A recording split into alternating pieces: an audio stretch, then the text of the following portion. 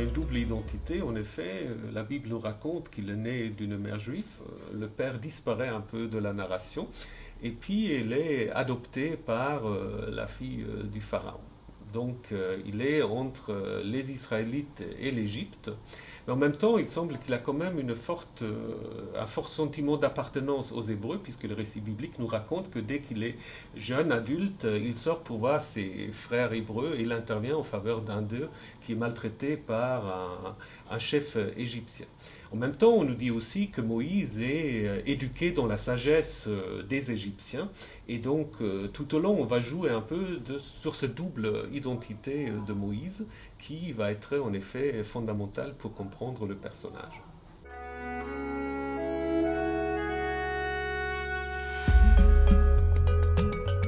Cette double culture de Moïse reflète plusieurs choses. Sur le plan de la narration, elle nous raconte en effet comment l'Égypte joue un rôle fondamental pour la construction, ce qui deviendra plus tard l'identité juive qui va en effet se construire autour du personnage de Moïse. Sur le plan historique, en effet, on sait que l'Égypte était un endroit où il y avait, dès le 5e siècle, beaucoup de Juifs qui s'étaient installés, donc une diaspora très importante.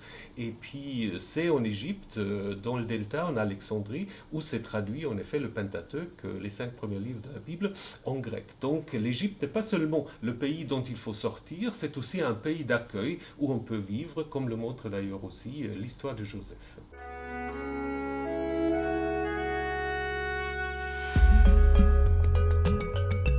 Le terme, même la notion du peuple élu, est une notion compliquée qu'on a souvent utilisée dans toutes sortes de discours antisémites. En fait, ce que veut dire l'idée de l'élection, c'est une tentative de penser ensemble l'universel et le particulier. Comment se fait-il que le Dieu, qui est le Dieu unique du monde entier, s'est attaché à un groupe particulier? Et c'est là on va parler en fait d'élection.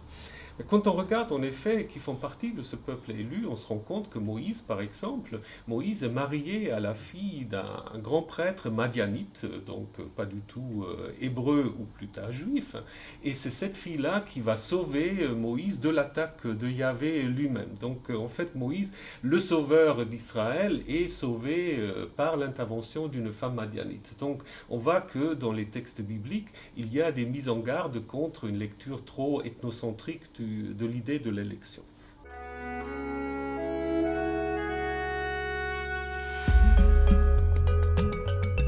Il n'y a aucune religion, me semble-t-il, qui serait une religion pure. Donc on peut voir sur le plan historique que toute religion se construit toujours en interaction avec d'autres systèmes religieux qui l'entourent ou qui la précèdent.